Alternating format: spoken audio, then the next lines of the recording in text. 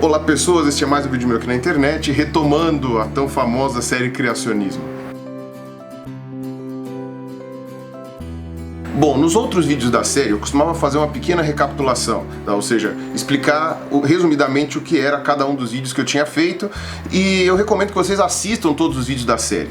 Mas nesse vídeo aqui eu não tenho necessidade de recapitular tudo que eu falei, porque agora a série passa para um outro aspecto. Até o vídeo 8 era o aspecto histórico, ou seja, eu expliquei a origem do criacionismo que nós conhecemos hoje, né, e a origem do design inteligente, que é o termo filho direto do criacionismo, tem uma origem direta no criacionismo e que hoje tem cerca, sei lá, de 90% enfiado no criacionismo até aqui, né? Só que graças a algumas reflexões e alguns tipos de pessoas diferentes que foram entrando no movimento design inteligente, hoje a gente não pode dizer que ele seja um movimento 100% criacionista, mas são movimentos que andam de mãos dadas a maior parte do tempo e uma relação amorosa bastante afetiva, digamos assim. E obviamente que os argumentos do design inteligente são muito parecidos com os argumentos criacionistas, tá? A diferença é que o design inteligente ele se esforça mais em desprovar a evolução, enquanto o criacionismo se esforça mais em provar Adão e Eva, que a Terra tem 6.000 anos e essas coisas. Então nessa segunda parte da série eu não vou mais falar do histórico, tá? Eu já terminei o histórico lá no vídeo 8,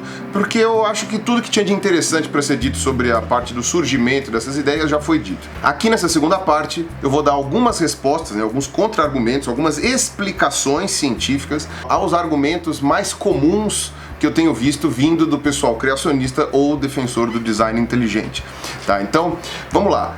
Esse vídeo aqui é para responder ao argumento mais falado, mais repetido e mais usado por todo mundo desse bolo, né, de pessoas que defendem essas ideologias, que é a complexidade irredutível, tá? Então eu vou tentar explicar para vocês de maneira resumida o que é a complexidade irredutível e por que ela não é um bom argumento contra a evolução. Muitos dos argumentos que eu vou usar aqui a gente já discutiu num Dragões de Garagem, tá? O podcast que eu já recomendei mais de uma vez aqui, que eu participei junto com meu amigo Fábio Lugar. Inclusive não é nem por minha participação que vale tanto a pena ouvir esse podcast, mas principalmente pela participação do Lugar, porque foi extraordinário. Pode ser que seja um pouco cansativo em alguns momentos, porque tem muitos termos, mas vale muito a pena ouvir esse podcast, tá? Então eu vou deixar linkado aqui embaixo.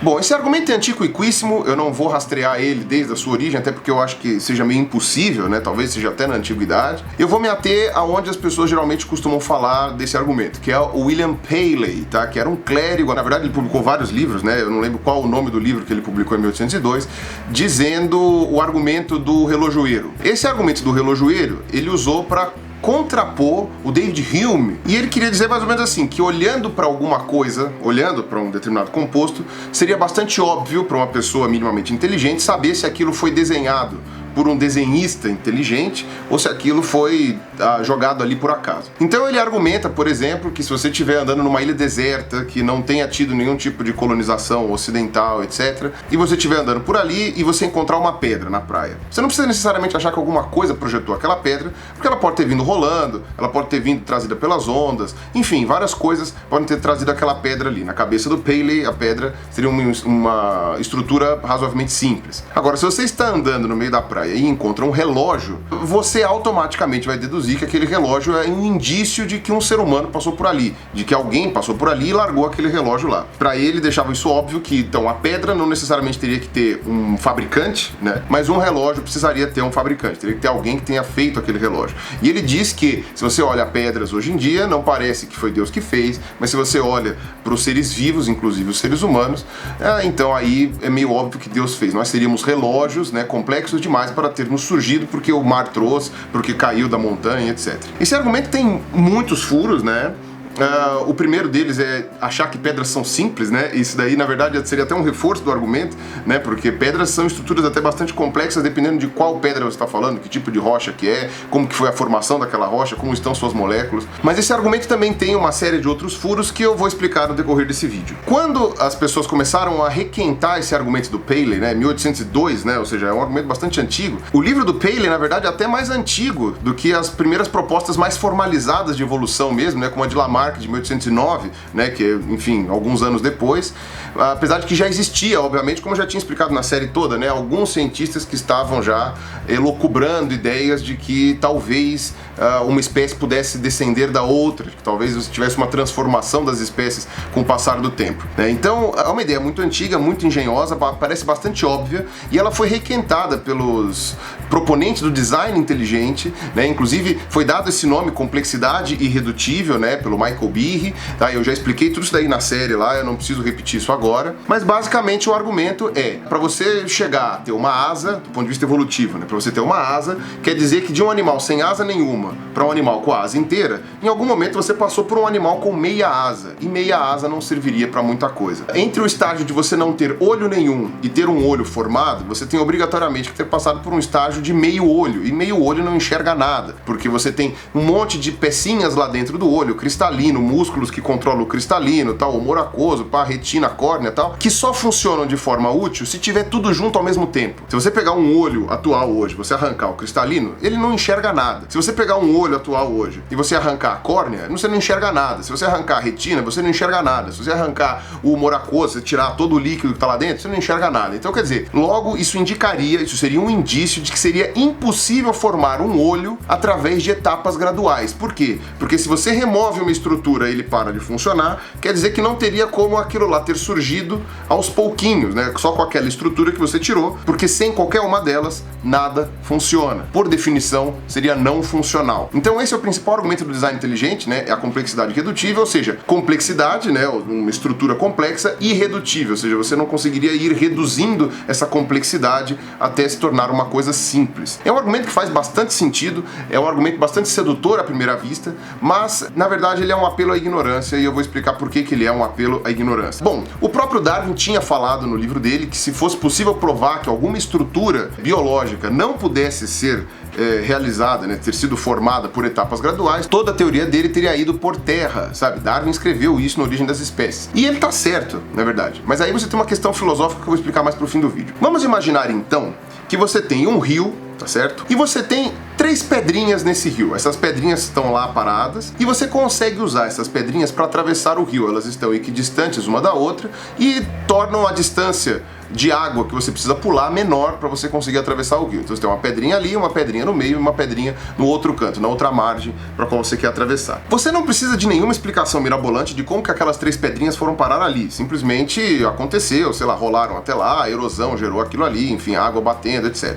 Um belo dia, né, digamos que esse riozinho com essas 3 pedrinhas está perto de um bosque, cai uma árvore exatamente em cima dessas pedras, tá? Isso não é um fenômeno raro de acontecer. Uma tempestade, uma árvore cheia de cupim, alguma coisa assim pode ter caído. Ela não precisa necessariamente ter caído em cima das pedras, mas ela pode ter caído mais para cima no rio e ter sido arrastada e parado nessas 3 pedras e ficado ali equilibrado em cima daquelas 3 pedrinhas. Para você atravessar o rio, né, partindo do pressuposto que você usa essa travessia do rio, usava as 3 pedrinhas, agora fica muito mais fácil você passando por cima do tronco da árvore, né, porque você não precisa ficar dando pulinhos, você pode andar calmamente por cima da árvore, do tronco da árvore que está ali na horizontal, e você não precisa mais usar as pedrinhas, mas as pedrinhas estão sustentando esse tronco. Depois de um tempo, digamos assim, que depois de um tempo, acontece alguma coisa lá, sei lá, uma tromba d'água mais forte, alguma coisa assim, não remove o tronco de lá, porque o tronco seria muito pesado, mas que a pedra do meio já tivesse meio solta, sabe, não tivesse muito presa no assoalho do rio, simplesmente a água leva embora essa pedrinha do meio. Para quem está usando a ponte, não faz a menor diferença aquela pedra do meio, porque o tronco é bastante grosso, bastante forte, e as pedras das extremidades já são o suficiente para que aquilo ali seja usado como uma passagem. Só que quando uma pessoa olhar essa composição nesse momento, ela vai chegar e falar assim, é complexamente irredutível. Por quê? Porque você tem 2 pedras e um tronco, e uma função, atravessar o rio. Se você remove qualquer uma dessas peças, qualquer uma delas, remover o tronco, não dá para atravessar o rio mais, porque as 2 pedras são muito distantes uma da outra. Se você remove qualquer uma das 2 pedras, não dá mais para atravessar o rio, porque aí o tronco cai, sai rolando e não tem mais sustentação. Então você tem um sistema complexamente irredutível, ou seja, com uma série de pecinhas ali montadas, e se você remover qualquer uma delas, para de funcionar. Não tem mais a função de ponte, não consegue mais fazer com que ninguém atravesse o rio com facilidade. E nem por isso aquilo ali foi planejado e, principalmente, não pôde ter surgido por etapas graduais. As etapas graduais aconteceram, só que quem olhou a ponte depois que a pedra do meio foi embora, não tem acesso ao histórico de como aquilo ali se formou. E aí, sem esse histórico, parece que aquilo lá foi uma coisa planejada, impossível ou que não tem como ter sido feito de forma gradual. Então, esse exemplo é um exemplo muito claro, é um exemplo muito simples. Quem deu esse exemplo foi o professor Mário de Pina, que é um professor que trabalha com evolução lá na USP, tá? Uma excelente pessoa, ele já foi no Jô Soares, já debateu com criacionista na televisão. Tem um monte de vídeos dele na internet, se vocês quiserem vocês podem olhar. O Mário de Pina é um cara fantástico. Eu vou usar mais de um exemplo dele aqui nesse vídeo. E ele esboça muito bem como que esse argumento da complexidade irredutível, ele é muito bonito, muito sedutor, mas ele apela para a ignorância das pessoas. Quando você não sabe como a coisa foi feita, você automaticamente presume que ela é complexamente irredutível. O Daniel Dennett, que é aquele filósofo da ciência que eu adoro citar porque ele é muito genial, ele dá o exemplo, por exemplo, de gruas. Ele fala das gruas, né? Que seria mais ou menos o seguinte: você tem um prédio, né? Então tá aqui o prédio, e você às vezes não sabe como aquele prédio foi construído, mas é porque todas as gruas, andaimes e todas aquelas coisas que foram feitas, usadas durante a construção do prédio, não estão mais lá depois que o prédio está pronto. Então, óbvio, se você olhar só o prédio finalizado, você não vai conseguir entender como que as coisas aconteceram gradualmente. Então, quer dizer, na verdade, um prédio de 20 andares, por exemplo, nem precisa de tanto, mas vamos dizer 20 andares, ele é complexamente irredutível. Porque se você tirar qualquer um dos andares do prédio que não seja o 20º, ele cai. Ele cai, ou então ele vai destruir uma boa parte dele junto. Tá? Você não pode pegar um prédio e remover o primeiro andar do prédio, senão ele vai tombar. Mas você não tem como duvidar que um dia, durante a construção daquele prédio, ele foi só o primeiro andar, depois só o primeiro e o segundo, depois só o primeiro, o segundo e o terceiro. Pois bem, o segundo exemplo do Mário que eu vou usar agora é o das pirâmides, tá? O Átila já fez um ótimo vídeo também no Nerdologia, né? Eu tô só falando do Átila nos últimos vídeos, né? Sobre as pirâmides, sobre como foi a origem das pirâmides. Por que as pirâmides são um exemplo ótimo? Porque elas são muito antigas e as pessoas nunca souberam dizer direito como que elas foram construídas, tá? Mesmo dentro das dinastias egípcias, as 3 pirâmides de Gizé lá, Kelps, Khafre e Miquerinos lá, que eu não sei como é que é a nova pronúncia desses nomes, mesmo essas 3 pirâmides, elas são muito antigas, elas são lá, sei lá, da primeira dinastia, segunda dinastia. Então o que acontece? Você sempre teve, obviamente, sugestões, falando várias explicações mirabolantes, que foram os ETs, que foram, sei lá, os Illuminatis, que foram os Atlantes, que vieram do fundo do oceano, sei lá o que, pessoas que abriram um portal para outra dimensão, tal. Nunca é uma explicação factual terrena, né, terrestre, né? Sempre é uma explicação maluca, o que também na verdade tem uma boa dose de preconceito, né? Porque quando Napoleão chegou, ele foi o primeiro a falar, né? Como é que esse povinho tropical conseguiu construir umas coisas tão grandes assim e eu não consigo, né? Então também tem que lembrar disso. Desde o começo da humanidade, na verdade até antes do começo da humanidade, já existiu o hábito de enterrar os mortos. Tá? Os mortos fedem, eles atraem predadores, eles podem atrair doenças, então tem uma série de coisas ruins em você manter os mortos ali expostos. E enterrar aquela pessoa morta costuma ser a saída mais fácil, rápida e eficiente para eliminar todos os problemas que um cadáver pode trazer. Então até tem esse estudo antropológico, né, de que enterrar os mortos seria uma coisa utilitarista. É útil enterrar os mortos porque eles param de feder, não atraem predadores, não trazem doenças. E aí só depois é que esse comportamento, né, digamos assim, essa tradição passou a ter uma interpretação mais simbólica, né, com rituais funerários, essas coisas assim. Só que no deserto, lá no meio do Egito Antigo, é muito difícil você enterrar um morto. Tá? E aí a gente está falando já de pessoas que tinham todo um simbolismo com relação à morte, com relação aos entes queridos que tinham ido. Quando você tenta enterrar um morto no deserto, bate um vento, sabe, se locomove um pouco ali a areia, depois de umas 3 semanas, 4 semanas, tá lá, sei lá, a mão do vovô ali aparecendo de novo, criançada chorando, tá aquela coisa. E a gente não sabe se foi por esse motivo, mas é um bom motivo. Começaram a empilhar pedras em cima dos cadáveres. É uma ótima maneira, né, você fazer um caixão de pedra, né? Talvez tenham tentado com madeira antes, não sei, isso daí teria que falar com pessoas mais especializadas em arqueologia. Mas eles começaram a ficar bons nisso, tá? Eles começaram a construir tumbas, digamos assim, um pouco maiores, né, com fundações um pouco mais sólidas e começaram a fazer ali as suas casas funerárias, digamos assim. Eram chamadas de mastabas, tá? Então aí tem uma foto de uma mastaba já meio detonada. Algumas delas eram muito grandes, tá? Você tem algumas mastabas aí que chegavam a tamanhos impressionantes. E como o ser humano é aquela maravilha, né? Fica sempre aquela coisa, a minha mastaba é menor que a do outro, a minha mastaba é maior que a sua, blá blá blá blá blá. Você começou a ter um fator de relevância social para quem construísse a coisa maior. Então você tinha maior relevância quanto maior fosse o seu túmulo, a sua tumba ou etc. E foi aí que os reis, né, os faraós, etc., começaram a querer construir túmulos, digamos assim, cada vez maiores. Foi quando começaram a fazer as primeiras pirâmides. E aí a gente tem uma foto da pirâmide de Zoser, né, que se não me engano é a pirâmide mais antiga do Egito, é a pirâmide em degraus. Porque é aquela coisa, eu quero fazer uma mastaba muito maior do que a dos outros. Mas olha, chefe, não dá pra fazer uma mastaba maior que isso porque ela colapsa, ela cai dentro dela mesma, não tem como. Então faz o seguinte, empilha uma na outra. Tudo bem, eu vou empilhar uma na outra, mas se eu empilhar uma na outra também vai colapsar as paredes e elas não vão conseguir ficar em pé. Aí, provavelmente o arquiteto deve ter falado assim, então faz o seguinte, empilha uma em cima da outra, mas a de cima tem que ser um pouco menor que a de baixo. Então você vai fazendo esse tipo de escadinha, né? E essa é a pirâmide em degraus, certo? Que está em pé até hoje, ou seja, funcionou muito bem, né? O sistema dos arquitetos. Vamos simplificar de maneira bem simplificada, seria uma mastaba em cima da outra. E algumas pirâmides fracassaram, né? Caíram. Esse daí é um exemplo de uma pirâmide que desmoronou, tá? Que não deu certo. E eu tenho muita pena do arquiteto que construiu essa pirâmide, que provavelmente deve ter, sei lá, sido jogado aos crocodilos, alguma coisa assim. Lembrando que as pirâmides eram construídas em sua maior parte por pessoas que eram assalariadas, né? Muitas voluntárias e tal. Então, imagina o gasto que era pra você construir uma pirâmide, para depois ela cair assim toda e destruir. Mas é porque você requer certos cálculos, requer certos estudos que nem sempre são fáceis. Aí a gente tem a pirâmide torta, tá? Essa pirâmide torta é muito interessante, porque nitidamente o que aconteceu nessa pirâmide eles estavam construindo com uma determinada angulação, chegaram num determinado momento que eles falaram, olha, se continuar nessa angulação aqui, vai cair, vai desmoronar no meio de novo. Então, muda a angulação, deixa mais pra dentro, e aí virou uma pirâmide torta. Inclusive, a pirâmide torta, ela tá muito perto daquela que desmoronou. Então, quer dizer, o cara que construiu essa pirâmide torta deve ter olhado sempre com exemplo, né, para aquela pirâmide que desmoronou ali e provavelmente pro que aconteceu com o arquiteto dela, né? Ele deve ter olhado assim e falou assim, bom, gente, vamos deixar essa pirâmide em pé aqui porque aconteceu com o outro ali, com a pirâmide que caiu. Digamos que isso é um tipo de gambiarra nem um pouco sobrenatural, sabe? Muito menos parece ter vindo de uma tecnologia alienígena muito superior. Mas o fato é que nós temos muito bem documentado como que a tecnologia necessária para se construir uma mastaba permitiu a construção das pirâmides em etapas graduais.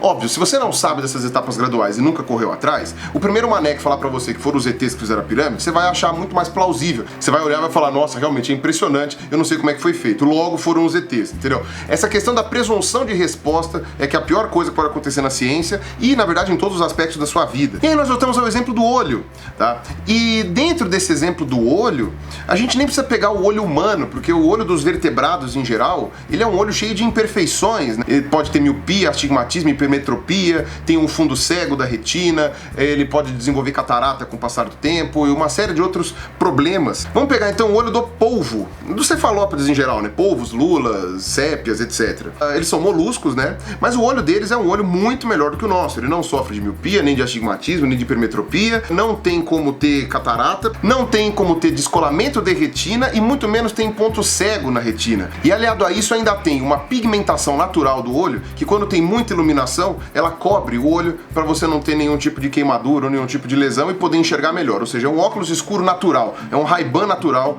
que os cefalópodes têm. Ou seja, é um olho muito melhor que o nosso. Pois bem, e como será que surgiu o olho dos cefalópodes? Mesma coisa, não sabemos como foi, logo é impossível ter surgido por etapas graduais, logo foi Deus que fez. Só que olha que interessante, o grupo dos moluscos é um grupo muito diverso, tem muitos tipos de molusco no mundo, tá? Se não me engano são 8 grupos, né, grandes grupos, e cada um deles tem um tipo de olho diferente, com um tipo de complexidade diferente. E olha que interessante, dentre os grupos de moluscos atuais, você consegue ter várias etapas intermediárias de um olho absurdamente simples para um olho bastante complexo. Então vamos dar uma olhada aqui. Isso daí são um grupo de moluscos que não possui concha, talvez seja o grupo mais primitivo de moluscos que exista, tá? Esses grupos de moluscos, eles possuem apenas uma área com células fotorreceptoras, né? Ou seja, células que conseguem receber a luz solar. E essas células têm umas terminações nervosas que levam, né, fazendo um nervo óptico que levam até o cérebro, tá? Basicamente só detecta a luz, só detecta se está claro ou escuro. E aí você pega o olho, por exemplo, de uma lapa, tá? Que é do grupo dos bivalves, que já tem um olho em cálice. Qual é a vantagem de você ter um olho em cálice? Digamos assim, se a luz vem de cima, ela vai iluminar igualmente todas as células do cálice.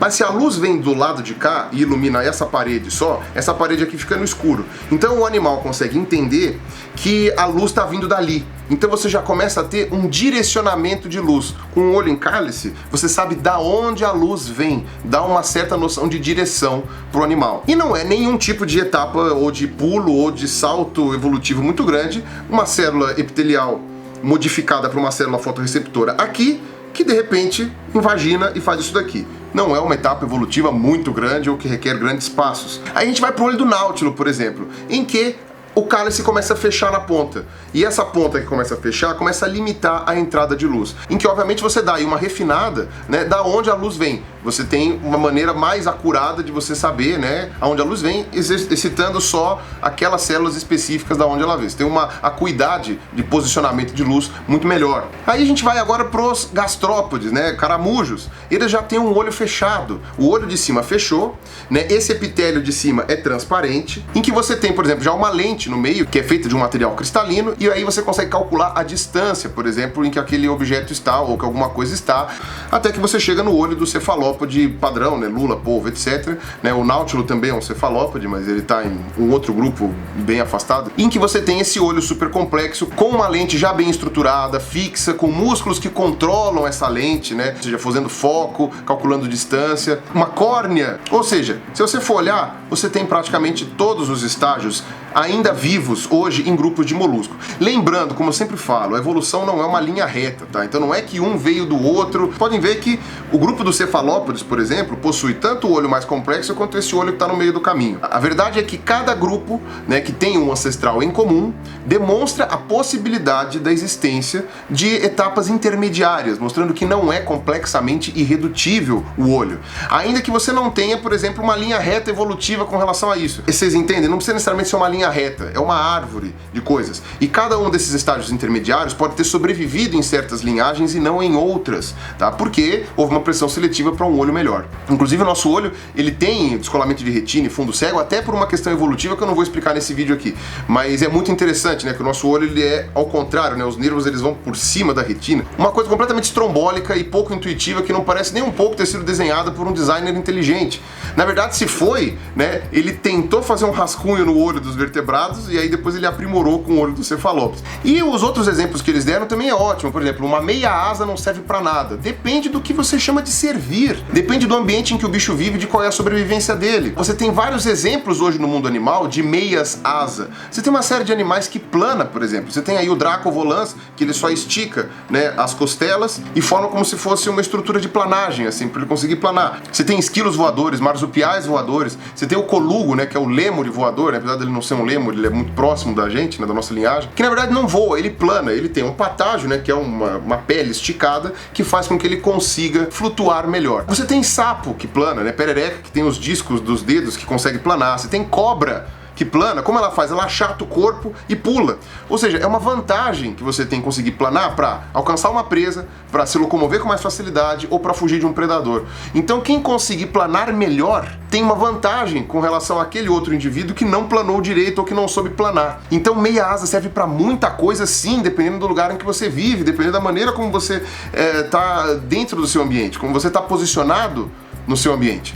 E é por isso que eu digo que a complexidade redutiva é um apelo à ignorância. Porque o que acontece? Você tem uma estrutura que você não sabe como ela foi feita e você apregoa uma solução mágica para explicar aquilo ali simplesmente porque você não sabe, tá? Então você apela para sua ignorância e você fala, bom, então foi Deus que fez, ou então foi um designer, então foi um ET, então foi o Atlante. Não é errado você pensar dessa forma. O errado é você insistir no erro depois que alguém mostra para você que você está errado. Agora, aí é que entra a questão da falseabilidade, né, da complexidade redutiva, que é uma coisa muito interessante. Se vocês não sabem o que é falseabilidade, eu já expliquei em vídeos antigos meus, você dá uma olhada aqui no vídeo sobre a falseabilidade, tá? E eu comentei sobre isso também no meu vídeo 7, acho que dessa série Criacionismo também, sobre o que é a falseabilidade. Você precisa ter um ponto de falseabilidade para uma ideia poder ser considerada científica, tá? Ou seja, uma maneira de você provar que ela é falsa. Quando Darwin propôs o ponto de falseabilidade da teoria dele, né, dizendo que se fosse possível uma estrutura que não tem como ser formada por passos graduais, a minha teoria cai por terra. Faz todo sentido o que ele falou. Mas então o que acontece? Toda e qualquer estrutura, para você poder dizer que ela não foi feita por passos graduais, você precisa ter todo um estudo em cima daquilo. Analisar peça por peça daquela estrutura, como ela se forma, como é a embriologia daquela coisa. E aí, seja animal, seja vegetal, não importa mais de que grupo de ser vivo a gente está falando, ou de micro-organismos, né? Aí depois que você entendeu muito bem aquela estrutura, é que você começa a tentar achar explicações de como aquilo ali surgiu. E primeiro você vai ter um exercício de criatividade mesmo. Você vai ter que pensar se existe alguma maneira disso aqui ter surgido por etapas graduais. Depois que você faz uma proposta de como isso aqui surgiu, você vai testar essa proposta. Como é que você vai fazer? Você vai lá olhar, ver se existe uma evidência fóssil,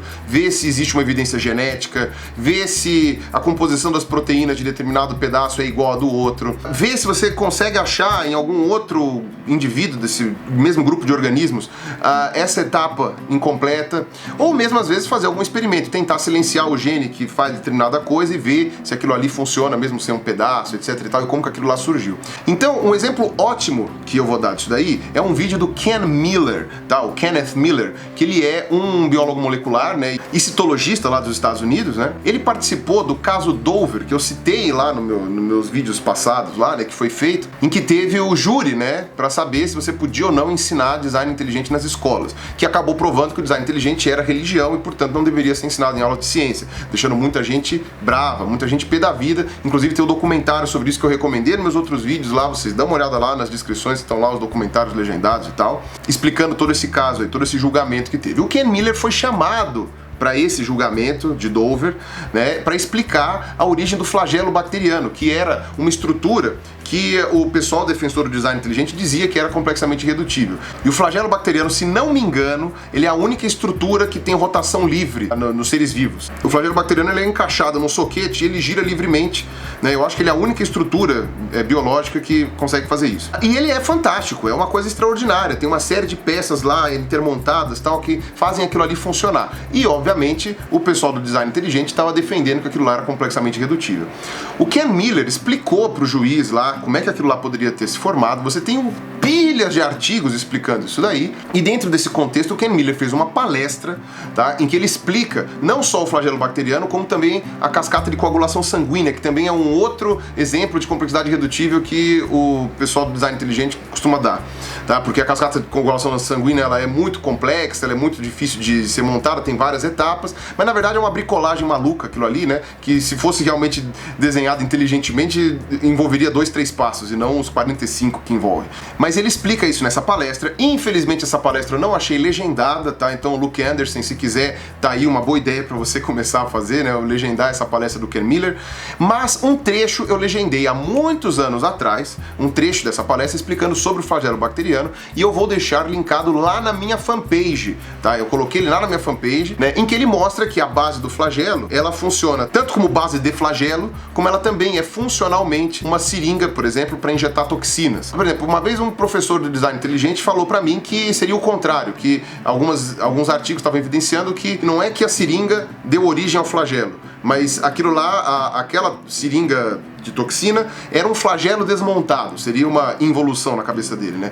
Mas isso na verdade mostra que não é complexamente redutível, tá? Na verdade, qualquer um dos lados funciona, porque você tem lá uma coisa completamente funcional derivada de outra que perdeu múltiplas partes. Eu vou deixar linkado lá na minha fanpage também um link sobre a evolução do olho, tá? Que é muito interessante, mas aí já do olho dos vertebrados. Vou deixar colocado aqui embaixo também na descrição do vídeo. E o mais interessante da explicação do Ken Miller, que foi inclusive o que ele usou no julgamento do caso Dover, é que o exemplo do birre, por exemplo, era a ratoeira, né? Ele usava o exemplo da ratoeira. Por quê? A ratoeira também é uma placa de madeira com um ferrinho que prende aqui, você põe a isca e tal. Se você tira qualquer uma das peças da ratoeira, a ratoeira deixa de funcionar, não é mais uma ratoeira. Então ele está dizendo que a ratoeira também é complexamente irredutível. E o Ken Miller entrou no julgamento mesmo, na corte lá, com uma ratoeira sem aquela haste central que usa para pôr a isca, né? Sem uma das abas também, só com a mola e o ferrinho. E ele usou isso como um prendedor de gravata. No júri, na corte, né? Quer dizer, o cara é mito, né? E o que acontece? Fazendo isso daqui, ele estava mostrando o quê? Que a função da ratoeira como ratoeira né? Realmente, se você remove várias peças, você não funciona mais como ratoeira. Ter surgido, né, como um prendedor de gravata. É só mostrando como que, no caso do flagelo bacteriano, uma função que seria de injetar uma toxina pode se transformar para locomoção, que é totalmente diferente, tá? Sendo que é a mesma estrutura. Esse é o fenômeno que Stephen Jay Gould chamou de exaptação e que os criacionistas ou defensores do design inteligente adoram ignorar completamente. Esse exemplo da exaptação, né, se aplica a muita coisa. Então, por exemplo, as penas, né, que todo mundo fala, é fundamental para uma ave voar ela ter penas. Muito provavelmente as penas surgiram como estruturas de revestimento para proteger do calor, do frio, etc e tal, e não para estrutura de voo. Ela foi exaptada, ela foi cooptada, mudou de função durante a história evolutiva para outra coisa. Até hoje, todas as estruturas biológicas que o ser humano se dispôs a entender bem, que teve um nível de conhecimento bom,